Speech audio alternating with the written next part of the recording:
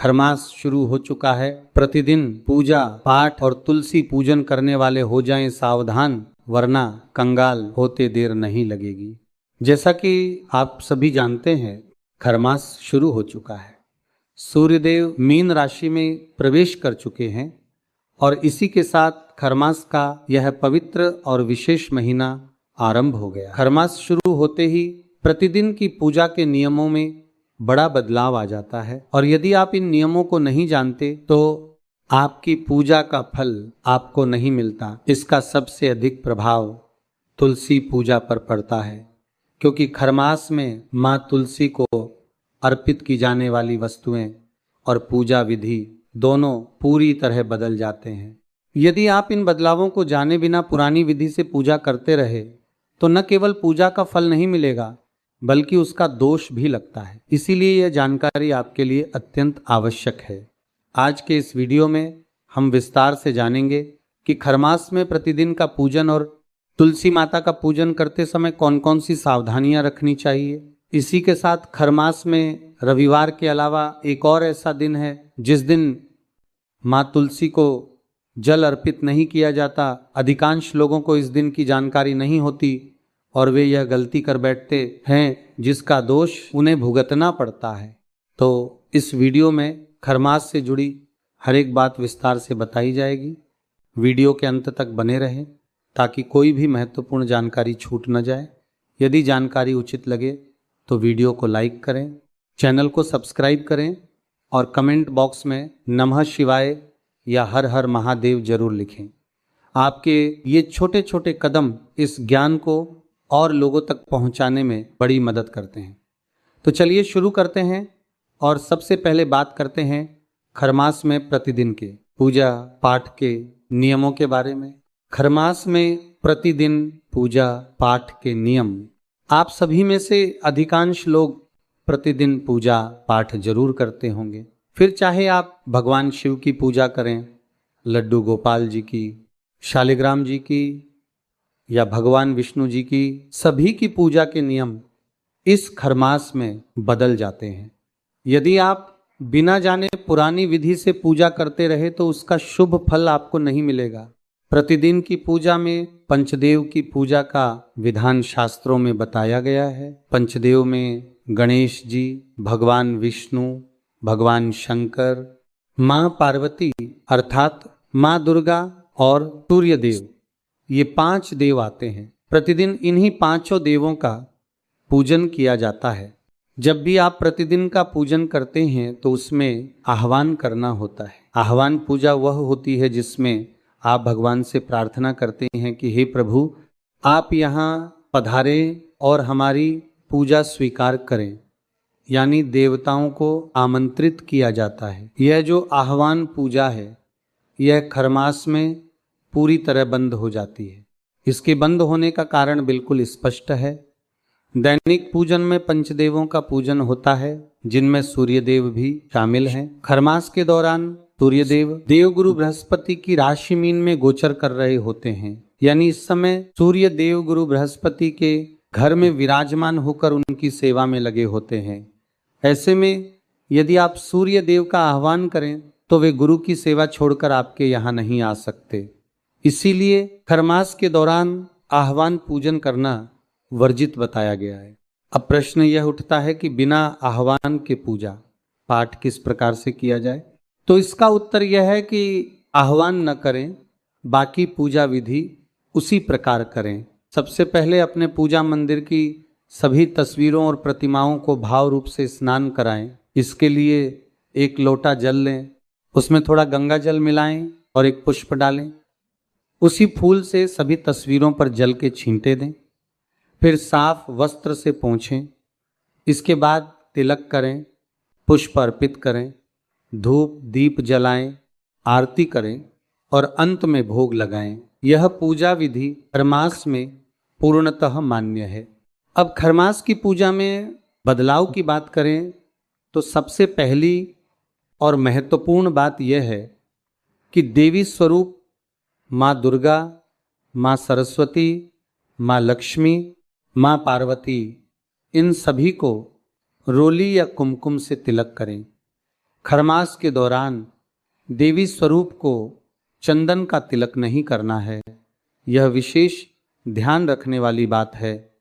जो देव स्वरूप हैं उन्हें आप रोली या चंदन दोनों में से कोई भी लगा सकते हैं। लेकिन जो लोग प्रतिदिन भगवान शिव की पूजा करते हैं उनके लिए एक अलग नियम है। भगवान शिव को कभी भी रोली या कुमकुम से तिलक नहीं करना चाहिए, न खरमास में न सामान्य दिनों में। उन्हें केवल चंदन से ही तिलक करना है। चंदन आप कोई सा भी उपयोग कर सकते हैं, लकड़ी वाला, पाउडर वाला, सूखा या गीला, लेकिन चंदन का ही प्रयोग करें। खरमास में आरती का विधान। खरमास के दौरान आरती करना चाहिए या नहीं, यह प्रश्न बहुत से भक्तों के मन में उठता है, तो इसका उत्तर है हाँ, आरती करनी चाहिए और खरमास में आरती करना अत्यंत शुभ माना गया है। यदि आपके पूजा मंदिर में लड्डू गोपाल जी हैं, माँ दुर्गा हैं, माँ लक्ष्मी की प्रतिमा है, भगवान श्री राम जी हैं, हनुमान जी हैं, शिव जी हैं, गणेश जी हैं, यानी सभी देवी देवता हैं, तो आप ओम जय जगदीश हरे आरती गा सकते हैं। ये आरती सर्वदेव आरती है। खरमास में इसे गाना सर्वोत्तम माना गया है। फिर चाहे आप कृष्ण जी की पूजा करें, राम जी की, हनुमान जी की, ओम जय जगदीश हरे आरती सभी के लिए उपयुक्त है। यदि आपके पास समय थोड़ा अधिक रहता है तो आप पहले गणेश जी की आरती करें और फिर ओम जय जगदीश हरे आरती गाएं। यह क्रम अत्यंत शुभ फलदायी है। आरती आप सुबह के पूजन में भी कर सकते हैं और शाम के पूजन में भी। खरमास में कपूर की आरती करना विशेष कल्याणकारी माना गया है। कपूर जलाने से वातावरण शुद्ध होता है, नकारात्मक ऊर्जा दूर होती है और घर में सकारात्मक ऊर्जा का प्रवाह बढ़ता है। इसीलिए यदि संभव हो तो खरमास के दौरान कपूर जलाकर आरती करें। यह अत्यंत शुभ माना जाता है और इससे देवताओं का आशीर्वाद भी विशेष रूप से प्राप्त होता है।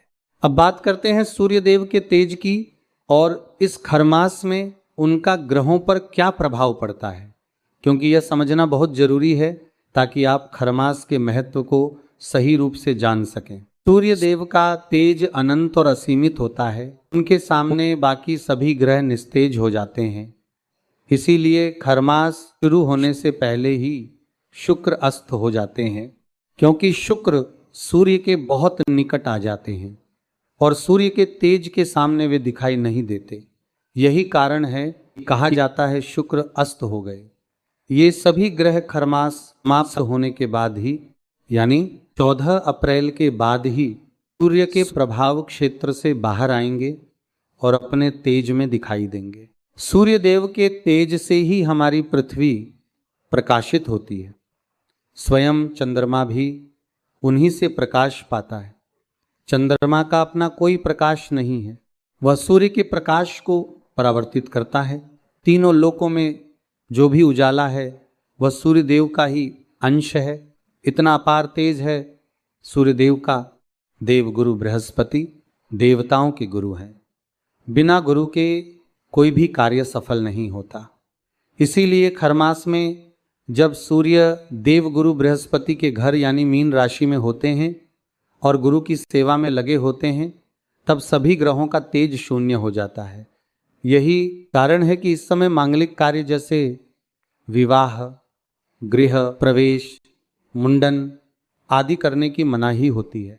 सूर्य देव की आराधना खरमास में विशेष फलदायी। खरमास का यह पूरा महीना सूर्य देव की आराधना के लिए सर्वोत्तम समय है। इस समय सूर्य देव की आराधना करने से जो फल मिलता है वह अन्य महीनों में नहीं मिलता। इसलिए इस अवसर का भरपूर लाभ उठाएं। प्रतिदिन सूर्य देव को जल अवश्य अर्पित करें। जल अर्पण करते समय लोटे में थोड़ी सी रोली और एक लाल रंग का पुष्प या गुलाब की पंखुड़ियां डालें। इस प्रकार तैयार किए गए जल से सूर्य देव को अर्घ्य दें। यह जल देते समय सूर्य देव के मंत्रों का उच्चारण करें। ओम सूर्याय नमः, या ओम घृणी सूर्याय नमः, इन मंत्रों का जाप करते हुए अर्घ्य दें। जो व्यक्ति पूरे खरमास इस प्रकार नियमित रूप से सूर्यदेव को अर्घ्य देता है, उसकी कुंडली में सूर्य ग्रह यदि किसी कमजोर या अशुभ स्थान पर भी हो तो उसका फल भी उत्तम हो जाता है। सूर्य से संबंधित जो भी दोष होते हैं, जैसे पितृदोष, आंखों की समस्या, सरकारी कार्यों में अड़चन, इन सभी में भी लाभ होता है। यहाँ एक महत्वपूर्ण बात समझनी जरूरी है जो बहुत से लोगों को भ्रमित करती है।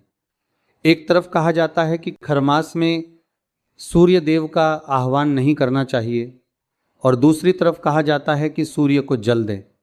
तो इन दोनों में क्या अंतर है? आह्वान, पूजन और जल अर्पण दो अलग अलग चीज़ें हैं। आह्वान का अर्थ है देवता को बुलाना, उन्हें आमंत्रित करना और फिर उनकी पूजा करना। यह खरमास में वर्जित है। लेकिन सूर्य को जल देना, उनके मंत्रों का जाप करना, उनके स्तोत्र का पाठ करना, यह आराधना है। आराधना से सूर्य का तेज बढ़ता है। जब आप किसी का तेज बढ़ा रहे हैं तो वे प्रसन्न होते हैं और अपना आशीर्वाद देते हैं। इसलिए आह्वान पूजन वर्जित है, सूर्य की आराधना नहीं। नवग्रहों में सूर्य देव राजा हैं। जो व्यक्ति सूर्य की आराधना करता है उसका व्यक्तित्व प्रभावशाली बनता है, उसकी वाणी में प्रभाव आता है, समाज में उसकी इज्जत और प्रतिष्ठा बढ़ती है। जहाँ भी वह जाता है लोग उसे पूछते हैं, उसकी बात सुनते हैं, उसका ओरा बुलंद होता है। यदि आप चाहते हैं कि आपका जीवन में ऐसा प्रभाव हो तो इस पूरे खरमास सूर्य देव की आराधना अवश्य करें। इन दिनों सूर्य स्तोत्र, आदित्य हृदय स्तोत्र सुनना और पढ़ना विशेष फलदायी कहा गया है।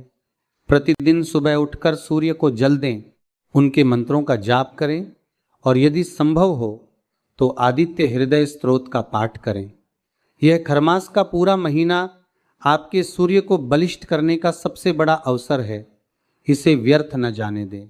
खरमास में तुलसी माता का पूजन क्या बदलेगा? तुलसी पूजन सनातन धर्म को मानने वाले लगभग सभी घरों में प्रतिदिन किया जाता है। तुलसी माता को विष्णु प्रिया कहा जाता है। भगवान विष्णु को तुलसी अत्यंत प्रिय है। तुलसी के घर में होने से नकारात्मक ऊर्जा दूर होती है, रोग दोष नष्ट होते हैं और घर में सुख समृद्धि आती है। इसीलिए तुलसी पूजन अत्यंत महत्वपूर्ण है। लेकिन खरमास एक ऐसा महीना है जिसमें तुलसी पूजन के नियम पूरी तरह बदल जाते हैं। यदि आप इन नियमों को जाने बिना पूजा करते रहे तो न केवल पूजा का फल नहीं मिलेगा बल्कि दोष भी लग सकता है। तो चलिए विस्तार से जानते हैं कि खरमास में तुलसी माता की पूजा में क्या क्या बदलाव आते हैं। खरमास की अवधि की बात करें तो ये खरमास शुरू हो चुका है और 14 अप्रैल को समाप्त होगा। जब मेष संक्रांति होगी यानी सूर्य देव मीन राशि से निकलकर मेष राशि में प्रवेश करेंगे, तब खरमास समाप्त होगा। तो इन लगभग 30 दिनों में तुलसी पूजन के विशेष नियमों का पालन अवश्य करना है। पहला बड़ा बदलाव जल की मात्रा। अभी गर्मियों का मौसम शुरू हो चुका है। ऐसे में तुलसी माता को जल थोड़ी अधिक मात्रा में देना चाहिए। लेकिन इसका यह अर्थ नहीं है कि घर के सभी सदस्य एक एक लोटा जल डालते रहें। यदि ऐसा किया तो तुलसी माता की जड़ें गलने लगेंगी और पौधा खराब हो जाएगा। 1 से 2 लोटे जल पर्याप्त है, न इससे कम न इससे ज़्यादा। दूसरा बड़ा बदलाव तिलक की विधि। तुलसी माता को जो आप प्रतिदिन रोली या कुमकुम से तिलक करते हैं वह खरमास के दौरान नहीं करना है। खरमास में तुलसी माता को केवल चंदन से तिलक करें। यह नियम पूरे खरमास के लिए लागू है। तीसरा बड़ा बदलाव श्रृंगार सामग्री। आप सभी जानते हैं कि तुलसी माता का श्रृंगार करना कितना शुभ माना जाता है। चूड़ी, बिंदी, सिंदूर, चुनरी जैसी श्रृंगार सामग्रियां तुलसी माता को अर्पित करना अत्यंत पुण्यकारी होता है। लेकिन खरमास के दौरान तुलसी माता को श्रृंगार की कोई भी सामग्री अर्पित नहीं करनी है। चाहे खरमास में एकादशी आए, पूर्णिमा आए या कोई अन्य विशेष तिथि, किसी भी तिथि पर श्रृंगार सामग्री नहीं चढ़ानी है। यह नियम बिना किसी अपवाद के पूरे खरमास में लागू रहेगा। चौथा बड़ा बदलाव, भगवान विष्णु और तुलसी माता का एक साथ पूजन। पूरे खरमास में भगवान विष्णु और माता तुलसी का एक साथ पूजन नहीं करना है। जिन माताओं बहनों ने तुलसी के उसी गमले में शालिग्राम जी विराजमान कर रखे हैं, उन्हें शालिग्राम जी को कुछ समय के लिए अपने पूजा मंदिर में अलग विराजमान करना चाहिए। दोनों की पूजा अलग अलग करें, एक साथ नहीं। यह नियम पूरे 30 दिन के लिए है। पांचवा बड़ा बदलाव, लाल चुनरी अर्पण। खरमास में किसी भी एक दिन तुलसी माता को एक लाल रंग का कपड़ा या लाल रंग की चुनरी अवश्य अर्पित करें। ऐसा करने से भगवान विष्णु और माता लक्ष्मी का विशेष आशीर्वाद प्राप्त होता है। घर में सुख, समृद्धि और शांति बनी रहती है। यह छोटा सा उपाय अत्यंत शक्तिशाली फल देने वाला है। खरमास में तुलसी माता को जल कब न दें, यह वह जानकारी है जो अधिकांश लोगों को नहीं पता और इसी कारण वे अनजाने में दोष के भागी बन जाते हैं। तुलसी माता को जल देने के नियम सामान्य दिनों में भी होते हैं और खरमास में ये नियम और भी महत्वपूर्ण हो जाते हैं। पहला रविवार को तुलसी माता को जल नहीं देना चाहिए। यह नियम सामान्य दिनों में भी लागू होता है और खरमास में भी। रविवार के दिन तुलसी माता को स्पर्श भी नहीं करना चाहिए। दूसरा, खरमास में मंगलवार को भी तुलसी माता को जल अर्पित करने की मनाही है। यह नियम विशेष रूप से खरमास के लिए है। सामान्य दिनों में मंगलवार को जल दिया जा सकता है, लेकिन खरमास के दौरान मंगलवार को भी जल नहीं देना है। इस बात का विशेष ध्यान रखें। तीसरा, एकादशी और द्वादशी तिथि को तुलसी जी को स्पर्श नहीं करना है और न ही तुलसी दल तोड़ना है। ऐसा करने से भयंकर दोष लगता है। एकादशी का व्रत करने वाले भक्त विशेष रूप से इस बात का ध्यान रखें। तो संक्षेप में, रविवार, मंगलवार, खरमास में, एकादशी और द्वादशी, इन सभी दिनों में तुलसी माता को जल नहीं देना और न स्पर्श करना। बाकी दिनों में जल देने के नियम सामान्य रहेंगे। तुलसी के गमले की स्थिति का भी ध्यान रखें। अभी गर्मी का मौसम आ रहा है, इसलिए यदि आपके घर में तुलसी जी गमले में है तो गमले को ऐसी जगह रखें जहां सीधी तेज धूप बहुत अधिक मात्रा में न पड़े। थोड़ी छांव में रखें। इससे तुलसी का पौधा स्वस्थ रहेगा और हरा भरा बना रहेगा।